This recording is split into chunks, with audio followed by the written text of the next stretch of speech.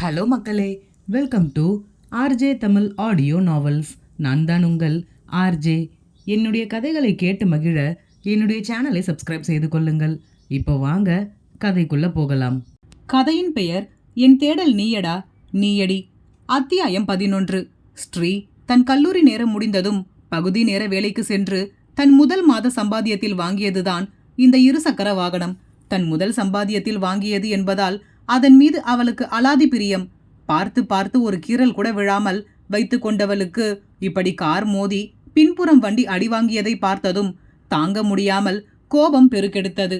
அதே கோபத்தோடு கீழே இறங்கி சென்று காரை ஓட்டி கொண்டு வந்த அஸ்வினை பார்த்து கோபமாக, கொஞ்சமாவது அறிவு இருக்கா உங்களுக்கு? கார்ல வந்தா என்ன ஃப்ளைட்ல வருவதாக நினைப்பா? ரோட்ல உங்க வண்டி மட்டும்தான் ஓடுதுன்னு நினைச்சுக்கிட்டு வண்டி ஓட்டுறீங்களா? கீழே இறங்குங்க முதல்ல. வெளியில் வந்து பாருங்க எப்படி இடிச்சு வச்சிருக்கீங்கன்னு, எப்படி டேமேஜ் ஆகி இருக்குன்னு பாருங்க என்று கோபமாக கூறினாள். காரில் இருந்து அவசரமாக கீழே இறங்கிய அஸ்வின், சாரிமா, தப்பு எங்க பேர்ல தான், கவனிக்காம வந்து இடிச்சிட்டோம். I am so sorry. இதை சரி பண்ண நாங்களே அமௌண்ட் கொடுக்குறோம் என்றான் தனிவாக. ஸ்ரீ, ஆமா, நீங்க தான் சரி பண்ணி கொடுக்கணும். நீங்க தானே இடிச்சிங்க, பின்ன நானா சரி பண்ணணும்? இந்த வண்டியை நான் எவ்வளவு பத்திரமா பாத்துக்கிறேன் என்று தெரியுமா? இப்படி இடிச்சிட்டீங்களே என்றாள் ஆதங்கமாக. அஸ்வின், சாரிமா, அதான் நான் சாரி கேட்டுட்டேனே, தெரியாமல் நடந்துருச்சு, நாங்க வேணும்னு பண்ணல. ஸ்ரீ கோபமாக, ஓ, வேணும்னு வேற பண்ணுவீங்களா? ஸ்ரீயால் இதை ஏற்றுக்கொள்ளவே முடியவில்லை. எவ்வளவு கடினப்பட்டு இந்த வண்டியை வாங்கி இருக்கிறாள். எத்தனை நாள் இரவு தூக்கம் இன்றி வேலை முடித்து வந்து தன் படிப்பையும் தொடர்ந்து வாங்கியது. தன் கடின உழைப்புக்கு கிடைத்த பரிசாக எண்ணிய வண்டியை இப்படி உடைத்து விட்டார்களே என்ற ஆத்திரம். ஸ்ரீயின் வாக்குவாதத்தை காரில் இருந்து கேட்டுக்கொண்டிருந்த விக்ரமிற்கு கோபம் எழ காரை விட்டு இறங்கி வந்தவன் ஸ்ரீயிடம், இப்போ என்ன பண்ணணும்னு சொல்றீங்க? அதான் தெரியாமல் நடந்துடுச்சுன்னு சாரி கேட்கறான்ல, சரி பண்ணி கொடுக்கிறேன் என்றும் சொல்கிறான். எதுக்குமே ஒத்து வரலனா என்ன பண்ணணும்னு நீங்களே சொல்லுங்க என்றான் கோபமாக. விக்ரமை பார்த்த ஸ்ரீக்கு வாய் அடைத்து போய்விட்டது. வார்த்தைகளே எழவில்லை. இருவருக்கும் நடுவே ஆன முதல் பேச்சுவார்த்தை இது. இப்படியா அமைய வேண்டும் என்று உள்ளுக்குள் நொந்து போனாள். விக்ரம் அவன் பாட்டிற்கு ஒரு புறம் பேசிக் கொண்டிருக்க ஸ்ரீ விக்ரமை மெய் மறந்து பார்த்தபடி நின்றிருந்தாள். ஆளுமையான முகம், 6 அடிக்கும் சற்று கூடிய உயரம், திடமான உடல் அமைப்பு, அலையலையாய் அவனின் தலை அசைப்பதற்கு ஏற்று ஆடிய அடங்காத சிகை, கருப்பு நிற ஷர்ட்டும் அதே கருப்பு நிற பேண்ட்டும் அதை டக்கின் செய்திருந்த விதமும் பார்க்கவே கம்பீரமாக இருந்தது. இவ்வளவு நெருக்கத்தில் விக்ரமை பார்ப்பது இதுவே முதல் முறை. அதுவும் அவன் தன்னிடம் பேசுகிறான். அவளால் பூரிப்பை கட்டுப்படுத்தவே முடியவில்லை. விக்ரம் தன்னையே இமைக்க மறந்து பார்த்து கொண்டு நிற்கும் பாவையின் முன்பு சொடக்கிட்டவன், ஹலோ, நான் உங்ககிட்ட தான் பேசிக்கிட்டு இருக்கேன். என்ன இவ்வளவு நேரம் அப்படி கத்திக்கிட்டு இருந்தீங்க? இப்போ வாயை திறக்க முடியலையா என்று கோபமாக கேட்டான். ஸ்ரீ கடினப்பட்டு ஒவ்வொரு எழுத்துக்களாக கோர்த்து, இல்ல இல்ல சார், அது என்று கூற வர விக்ரம், லுக், பணக்காரங்க எல்லாரும் திமிரு பிடிச்சவங்களும் கிடையாது, ஏழைங்க எல்லாரும் திமிரு இல்லாதவங்களும் கிடையாது. இது தெரியாமல் நடந்த மிஸ்டேக். தப்பு மொத்தமும் எங்க பேர்ல தான், நாங்க ஒத்துக்கிறோம். இதை எப்படி காம்பன்சேட் பண்ணணும்னு நீங்களே சொல்லுங்க என்று கேட்டுவிட்டு தன் இரு கைகளையும் கட்டிக்கொண்டு கூர்மையாக அவளையே பார்த்தபடி நின்றிருந்தான். விக்ரமின் பார்வை ஏனோ ஸ்ரீயை துளைத்து எடுத்தது. அதில் அவனை பார்க்க முடியாமல் அவஸ்தைப்பட்டபடி நின்றிருந்தாள் ஸ்ரீ. அஸ்வின், விக்ரம், நீ போ, நான் பேசிக்கிறேன். விக்ரம், இல்லடா, அதான் நீ சொல்றது எதுக்குமே இவங்க ஒத்து வர மாட்டேங்கிறாங்களே, அவங்களே சொல்லட்டும் என்ன பண்ணலாம்னு என்று தன் பிடியிலேயே நின்றான் விக்ரம். அஸ்வின், விக்ரம், டைம் ஆகுதுடா, நீ காருக்கு போ, நான் பேசி சால்வ் பண்ணிக்கிறேன் என்று அவனை அனுப்பி வைத்தான். விக்ரமையே விழி அகலாது பார்த்து கொண்டிருந்த ஸ்ரீயை பார்த்த அஸ்வின், இங்க பாருமா, தப்பு என் மேலதான், என்னை மன்னிச்சிரு, இந்தா என்று அவளின் முன்பு காசோலையை நீட்டியவன், உங்களுக்கு எவ்வளவு அமௌண்ட் வேணும்னு சொல்லுங்க, நானே ஃபில் பண்ணி கொடுக்கறேன் என்று கேட்டான். ஸ்ரீ மெதுவான குரலில், இல்ல சார், ரொம்ப கஷ்டப்பட்டு பார்ட் டைம் ஜாபுக்கெல்லாம் போய் வாங்கின வண்டி, அதான் இடிச்சதும் கோவமா பேசிட்டேன். நானும் அவ்வளவு கோவமா பேசியிருக்க கூடாது, சாரி. அஸ்வின், இட்ஸ் ஓகேமா, யாரா இருந்தாலும் கஷ்டப்பட்டு வாங்கின பொருளை இப்படி பண்ணா கோபம் வரதானே செய்யும். I can understand your feelings. இந்தாங்க, இதில் 10,000 rupees ஃபில் பண்ணியிருக்கேன். சாரி ஃபார் த மிஸ்டேக் என்று கூறிவிட்டு தங்கள் காரை எடுத்துக்கொண்டு பறந்து விட்டனர். ஸ்ரீ, ஐயோ, ச்சே, போச்சு, இப்படி சொதப்பிட்டியடி. அவர் நம்மளை பற்றி என்ன நினச்சிருப்பாரு? அவங்க சாரி கேட்டதுக்கு அப்புறமும் தேவையில்லாமல் பேசி அவரோட மனசில் நம்ம மேலே தப்பான அபிப்பிராயம் வர மாதிரி நாமளே நடந்துக்கிட்டோமே. நானே போய் பேசினா கூட அவர் என்கிட்ட ஒழுங்கா பேசுவாரான்னு தெரியலையே என்று புலம்பிக் கொண்டே தன் 2 சக்கர வாகனத்தை எடுத்துக்கொண்டு கல்லூரியை நோக்கி புறப்பட்டாள். இவளுக்காக காத்திருந்த அவளின் நண்பிகள் இவளை கண்டதும், ரூபி, ஸ்ரீ, எங்க போன நீ? இவ்வளவு நேரமா நாங்க வெயிட் பண்ணிக்கிட்டு இருக்கோம். இன்டர்வியூ ஸ்டார்ட் பண்ண போறாங்க, சீக்கிரம் வா. ஸ்ரீ, கோவிலுக்கு போகலாம்னு போனேன்டி. ஹேமா, அதுக்கே இவ்வளவு டல்லா இருக்க என்று கேட்க, கோவிலில் இருந்து திரும்பி வரும்பொழுது நடந்த சம்பவத்தை மொத்தமாக கூறி முடித்தாள் ஸ்ரீ. அதை கேட்ட நண்பிகள் அதிர்ச்சியில் உறைந்தனர். ரம்யா, என்னடி இப்படி பண்ணி வச்சிருக்க? ஸ்ரீ, அவங்க தான் கார்ல வராங்கன்னு எனக்கு எப்படிடி தெரியும்? ஸ்கூட்டியை இடிச்சதும் கோபம் வந்துருச்சு. அதான் கொஞ்சம் கோபமா பேசிட்டேன். நானும் அப்படி பேசியிருக்க கூடாது என்று வருத்தமான குரலில் கூறினாள். ஹேமா, சரி விடு, நெக்ஸ்ட் டைம் பார்க்கும்போது அப்படி நடந்ததுக்கு ஒரு சாரி சொல்லிட்டு பேச ஆரம்பி, எல்லாம் சரியாயிடும். ஸ்ரீ, எனக்கு மனசே சரியில்லடி. ஃபர்ஸ்ட் இம்ப்ரெஷனே இப்படி ஆயிடுச்சே. ரூபி, நீ ஒன்றும் கவலைப்படாத ஸ்ரீ. நான் அஸ்வின் கிட்ட சொல்லி உன் ஆளை உனக்கு கரெக்ட் பண்ணி கொடுக்க சொல்கிறேன். ரம்யா, முதல்ல அஸ்வின் உனக்கு ஓகே சொல்கிறானான்னு பார்ப்போம். அப்புறமா நீ அவனிடம் ஸ்ரீக்காக ரெக்கமெண்டேஷன் எல்லாம் பண்ணலாம். ரூபி, ஏன், எனக்கு என்ன குறைச்சல் என்று தன் மூக்கு கண்ணாடியை மேலேற்றி விட்டவாறு கூறியவள், என்ன மாதிரி ஒரு லவர் கிடைக்க அஸ்வின் கொடுத்து வச்சிருக்கணும் என்றாள் பெருமையாக. ரம்யா, யார்கிட்ட? ரூபி, என்ன யார்கிட்ட என்றால் புரியாமல். ரம்யா, இல்ல, ஏதோ கொடுத்து வச்சிருக்கணும்னு சொன்னியே, அதான் யார்கிட்ட கொடுத்து வச்சிருக்கணும்னு கேட்டேன். ரூபி அவளை முறைத்து பார்த்தபடி, ஏய், என்ன ஓட்டுறியா? என்னோட வேல்யூ தெரியாம என்கிட்ட பேசாத. அஸ்வினை கரெக்ட் பண்ணதுக்கு அப்புறம் உன்கிட்ட நான் பேசிக்கிறேன். நீ வா ஸ்ரீ, நம்ம போகலாம் என்று கூறி ஸ்ரீயின் கையை பிடித்து அழைத்தபடி இன்டர்வியூ நடக்கும் இடத்திற்கு சென்றனர். இன்டர்வியூ நடக்கும் ஹாலில் பெரும் சலசலப்பாக இருந்தது. திவ்யா, நீ சொல்றது உண்மையா? அவங்களா வந்திருக்காங்க என்று ஆச்சரியமாக கேட்க, ஹேமா அவளிடம் சென்று, யார் வந்திருக்காங்க? திவ்யா, ஹேமா, உனக்கு விஷயம் தெரியாதா? விக்ரம் சாஃப்ட்வேர் சொல்யூஷன்ஸில் இருந்து நமக்கு இன்டர்வியூ எடுப்பதற்காக விக்ரம் சாரும் அஸ்வின் சாரும் நேரில் வந்திருக்காங்களாம் என்று ஆச்சரியமாக கூறினாள். அதை கேட்ட ஹேமாவிற்குமே ஆச்சரியம்தான். ஹேமா, என்ன சொல்ற நீ? நிஜமாவா? இன்டர்வியூ எடுக்கிறதுக்காக அந்த கம்பெனியோட சிஇஓவே வந்திருக்காரா? திவ்யா, ஆமா, அதான் எங்களுக்கும் ரொம்ப சர்ப்ரைசிங்காக இருக்கு. ஒரு இன்டர்வியூக்காக டைம் ஸ்பெண்ட் பண்ணி நம்ம காலேஜுக்கு வந்திருக்காங்க பாரு. எவ்வளவு நல்லவங்களா இருக்காங்கல்ல. இந்த மாதிரி ஒரு நல்ல கம்பெனியில் நமக்கு ஜாப் கிடைச்சா எந்த கவலையும் இல்லாமல் அங்கேயே செட்டில் ஆகிடலாம். ஹேமா, ஓகே ஓகே என்று விட்டு தன் நண்பிகளிடம் இந்த செய்தியை கூறினாள். ரூபி, நான் அப்போவே சொன்னேன்ல, அஸ்வினுக்கு என்னை பிடிச்சிருக்கு. அதனால்தான் அவரே நேரடியாக நம்மளை இன்டர்வியூ பண்ண வந்திருக்கார். ரம்யா, அவர் உன்கிட்ட சொன்னாரா எனக்கு உன்னை பிடிச்சிருக்கு, உன்னை பார்க்க தான் காலேஜுக்கு வரேன்னு? ரூபி, உனக்கு பொறாம, உன்னால் முடியாததை நான் சாதிச்சு காட்டிட்டேன்னு.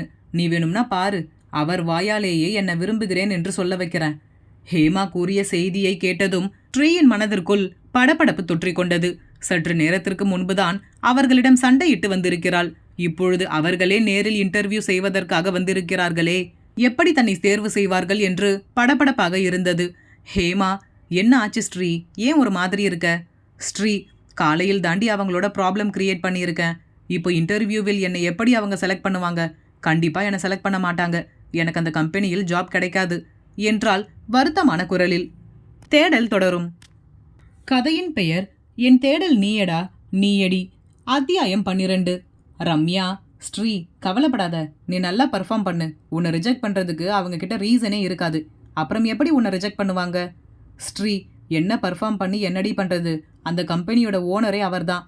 அவர் என்னை ரிஜெக்ட் பண்ணுறதுக்கு ரீசன் எல்லாம் தேவையே இல்லை என்றால் வருத்தமான குரலில். ஹேமா, நீ ஃபஸ்ட்டு இன்டர்வியூ அட்டன் பண்ணு ஸ்ரீ, என்ன நடக்குதுன்னு பார்ப்போம். நீ நல்லா படிக்கிற பொண்ணு, உனக்கு நம்ம காலேஜ் சைடில் இருந்து சப்போர்ட் பண்ணுவாங்க என்றால் அவளை ஊக்குவிக்கும்படி அரை மனதுடன் சரி என்று ஒப்புக்கொண்டு இன்டர்வியூ நடக்கும் ஹாலிற்குள் நுழைந்தாள். ஒவ்வொரு கட்டங்களாக இன்டர்வியூ நடைபெற நால்வருமே அனைத்திலும் தேர்வாகினர். இறுதியாக அனைவரையும் விக்ரமும் அஸ்வினும் நேரடியாக இன்டர்வியூ செய்து கொண்டிருந்தனர். நால்வருக்குமே சற்று பதட்டம்தான். எப்படியாவது இந்த பெரிய கம்பெனியில் பிளேஸ் ஆகிவிட வேண்டுமே என்று. முதலில் சென்ற ரூபி வருத்தமான முகத்தோடு திரும்பி வந்தாள். அவளை நோக்கி ஓடிய மற்ற மூவரும், என்னடியாச்சு, செலக்ட் ஆகிட்டியா என்று ஆவலாக கேட்க, ரூபி சோகமான முகத்தோடு வருத்தமான குரலில், இல்லடி. ஹேமா, என்னடியாச்சு? ரூபி, அவங்க என்னென்னமோ கேள்வி கேட்குறாங்கடி. ஹேமா, அப்படி என்ன கேட்குறாங்க? ரூபி, ஏதோ கேம்ஸ் பற்றி எல்லாம் கேட்குறாங்க. ரம்யா, அஸ்வின் உன்னை பார்த்து கூட வாடி செலக்ட் பண்ணல என்றால் சீரியஸான குரலில். அதில் கடுப்பான ரூபி, போடி நீ வேற கடுப்பேத்தாத, அவன் என்னை கண்டுக்கவே இல்லை தெரியுமா. ஸ்ரீ, எனக்கு ரொம்ப பயமா இருக்குடி, பாரு இவளே செலக்ட் ஆகல, நான் வேற சண்டை போட்டு இருக்கேன், என்னையும் கண்டிப்பா செலக்ட் பண்ண மாட்டாங்க என்றால் நம்பிக்கை இல்லாமல். ரம்யா, எங்களுக்கும் பயமா தான் இருக்கு, இன்டர்வியூ ரொம்ப டஃப்பா இருக்கும் போல இருக்கு என்று பேசிக்கொண்டிருக்கையிலேயே அடுத்து ஹேமாவின் பெயர் அழைக்கப்பட மற்றவர்கள் அனைவரும் ஆல் த பெஸ்ட், நல்லா பண்ணுடி என்று கூறி அனுப்பி வைத்தனர். ஹேமா திரும்பி வருகையில் மகிழ்ச்சியாக துள்ளி குதித்து கொண்டு வந்தாள். ரம்யா, என்னடி செலக்ட் ஆயிட்டியா? ஹேமா, ஆமாண்டி, நானே கொஞ்சம் கூட எதிர்பார்க்கல. ரூபி, வாவ் சூப்பர்டி, கைய கொடு என்று மாற்றி மாற்றி அனைவரும் அவளுக்கு வாழ்த்துக்களை தெரிவிக்க ரம்யா, உள்ள என்ன கொஸ்டின் கேட்டாங்க? ஹேமா, பெருசா ஒன்றும் கேட்கல, சிம்பிளா தான் கேட்டாங்க. நம்ம ஸ்டடீஸ்ல இருந்து கேட்டாங்க, அப்புறம் கேம்ஸ் எல்லாம் விளையாடுவீங்களா, இன்ட்ரெஸ்ட் இருக்கான்னு கேட்டாங்க, அவ்வளவுதான். இவர்கள் பேசிக்கொண்டிருக்கையிலேயே அடுத்து ரம்யாவை அழைத்தனர். ரம்யாவும் செலக்ட் ஆகவில்லை. வருத்தமான முகத்தோடு திரும்பி வந்துவிட அடுத்ததாக ஸ்ரீயை அழைத்தனர். ஸ்ரீ படபடத்த இதயத்துடன் விக்ரமை எப்படி எதிர்கொள்வது என்ற பதட்டத்துடனும் உள்ளே நுழைந்தாள். Sri, may I comment sir? Ashwin, yes please என்று விட்டு நிமிர்ந்து ஸ்ரீயை பார்த்தவன் திரும்பி பார்க்க விக்ரம் ஸ்ரீயை கவனிக்காமல் தன் லேப்டாப்பில் எதையோ பார்த்து கொண்டு அமர்ந்திருந்தான். ஸ்ரீ தயங்கியபடி உள்ளே நுழைந்தவள் அவர்களுக்கு எதிரே இருந்த இருக்கையில் அமர்ந்து கேள்விகளுக்காக காத்திருந்தாள். அஸ்வின் சில பொதுவான கேள்விகளை கேட்க அனைத்திற்கும் சரியான பதிலளித்தாள் ஸ்ரீ. பிறகு விக்ரம் தன் பார்வையை லேப்டாப்பில் பதித்தபடியே, உங்களுக்கு விளையாட்டில் ஆர்வம் உள்ளதா என்று கேட்டான். ஸ்ரீ எஸ் என்று கூறவும் விக்ரம், உங்களுடைய அகாடமிக் ப்ரொஃபைல் பார்த்தேன், we are satisfied with your academic என்று கூறவும் ஸ்ரீக்கு மகிழ்ச்சி தாங்க முடியவில்லை. எப்படியும் செலக்ட் ஆகிவிடுவோம் என்ற ஆனந்தத்தில் அமர்ந்திருந்தாள்.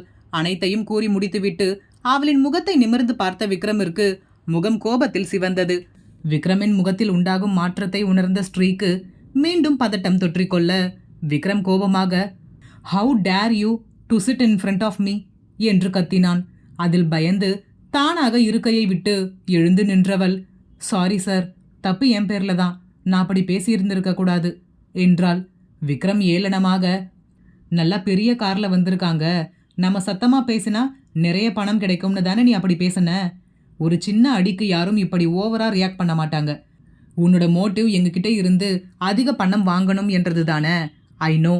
இப்போ எங்கள் கம்பெனிக்கே வேலை கேட்டு வந்திருக்கியே, உனக்கு எவ்வளவு தைரியம், இப்போ வேலை கிடைக்கணும் என்பதற்காக இப்படி அமைதியா பேசுற, வாட் அ சேஞ்ச் ஓவர் என்றான் ஆச்சரியமாக பார்ப்பது போல்.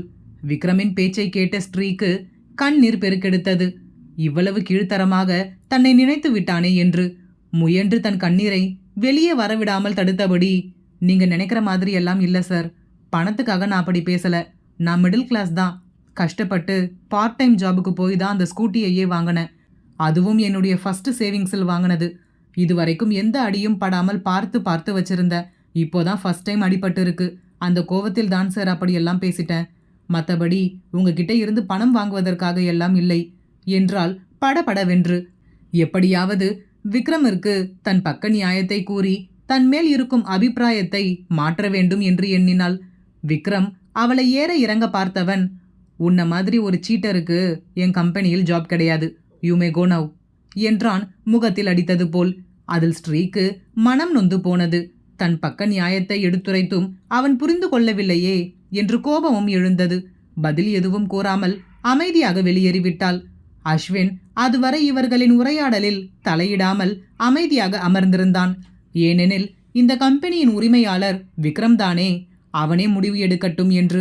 ஸ்ரீ வெளியே சென்றவுடன் அஸ்வின் விக்ரமிடம், விக்ரம், அந்த பொண்ணு தான் எக்ஸ்பிளைன் பண்றாளே, பாவம், மிடில் கிளாஸ் போல இருக்கு, ஃபர்ஸ்ட் மந்த் சேலரியில ஆசையா வாங்கியிருக்கா, நீ மார்னிங் நடந்த இன்சிடெண்ட்டை பார்க்காத, அவளுடைய பர்ஃபார்மன்ஸ் நல்லா இருக்குடா, நம்ம கம்பெனிக்கு இப்படிப்பட்ட ஒரு ஆள் தானே தேவை. விக்ரம், அதுக்காக இவளை செலக்ட் பண்ண சொல்றியா? காலையில் எவ்வளவு ரூடா நடந்துக்கிட்டா நம்மக்கிட்ட. அஸ்வின், ஒருத்தவங்களுடைய சுச்சுவேஷனை வச்சு அவங்களுடைய கேரக்டரை ஜட்ஜ் பண்ண முடியாது விக்ரம். கோவமாக இருக்கவங்க எல்லாம் கெட்டவங்க கிடையாது. நம்ம லைஃப்லையே நிறைய கோவப்படுறவங்க இருக்காங்க, அவங்க எல்லாம் நல்லவங்க தானே. நாம் அவளுக்கு ஒரு சான்ஸ் கொடுத்து பார்க்கலாமே. அது மட்டும் இல்லை, இவங்க காலேஜில் நமக்கு பெஸ்ட் ஸ்டூடெண்ட்னு இந்த பொண்ணை தான் சஜஸ்ட் பண்ணியிருக்காங்க. விக்ரம் அரை மனதுடன், சரி என்னமோ பண்ணு, பட் எனக்கு இதில் விருப்பம் இல்லை, உனக்காக தான் ஒத்துக்கிறேன், எல்லாரையும் நீ ஈஸியாக நம்பிடுற என்று கூறிவிட்டு அடுத்த வேலையை பார்க்க சென்று விட்டான். ஸ்ரீ சோகமாக வெளியேறி வருவதை பார்த்த அவளின் நண்பிகள் அவளை நோக்கி ஓடினர். ஹேமா, ஸ்ரீ என்னாச்சு? ஸ்ரீயின் கண்களில் நீர் கோர்க்க தொடங்கியது. ரம்யா அதை பார்த்து பதட்டமாக, என்னடி ரொம்ப திட்டாங்களா? என்ன நடந்துச்சு? ஸ்ரீ, வேலை இல்லைன்னு சொல்லிட்டாங்கடி. ஹேமா, எதுக்காக? உன்னுடைய பர்ஃபார்மன்ஸ் சரியில்லைன்னு ஏதாவது சொன்னாங்களா? ஸ்ரீ இல்லை என்னும் விதமாக தலையசைத்தாள். ஹேமா, அப்போ வேற என்ன ரீசன் சொன்னாங்கடி? ஸ்ரீ, மார்னிங் நடந்த இன்சிடென்ட் சொல்லி எனக்கு ஜாப் இல்லைன்னு ரிஜெக்ட் பண்ணிட்டாங்க. ரம்யா, காலையில் நடந்தது பற்றி நீ எக்ஸ்பிளைன் பண்ண வேண்டியது தானே? ஸ்ரீ, எல்லாமே எக்ஸ்பிளைன் பண்ணிட்டேன்டி. ஆனால் அவர் நான் சொல்கிறத காது கொடுத்து கேட்குற மாதிரியே இல்லை. ரொம்ப ரூடாக பிஹேவ் பண்ணுறார். ஹேமா, நீ எல்லாத்தையும் எக்ஸ்பிளைன் பண்ணி கூடவா உன்னிடம் ரூடாக பிஹேவ் பண்ணார்? ஸ்ரீ, ஆமாம், நான் வேணும்னே பண்ண மாதிரி பேசுகிறாங்க. அதனால் ஜாப் இல்லை என்று ரிஜெக்ட் பண்ணிட்டாங்க. ரம்யா, சரி விடுடி, நீ ஒன்றும் ஃபீல் பண்ணாத. உன்ன மாதிரி டேலண்ட் இருக்க ஆளுக்கு இன்னும் பெரிய கம்பெனியில் கூட ஜாப் கிடைக்கும். ஸ்ரீக்கு இதை ஏற்றுக்கொள்ளவே முடியவில்லை. தன் முதல் காதல் துளிர்விட்ட உடனேயே இப்படி கருகிவிட்டதே. தனக்கென்று யாரும் இல்லை என்னும் பொழுது தனக்காய் நினைத்த ஒருவனும் இப்படி தவறுதலான புரிதலில் தன்னை ஒதுக்கிவிட்டானே என்று பெரிதாக வருந்தினாள்.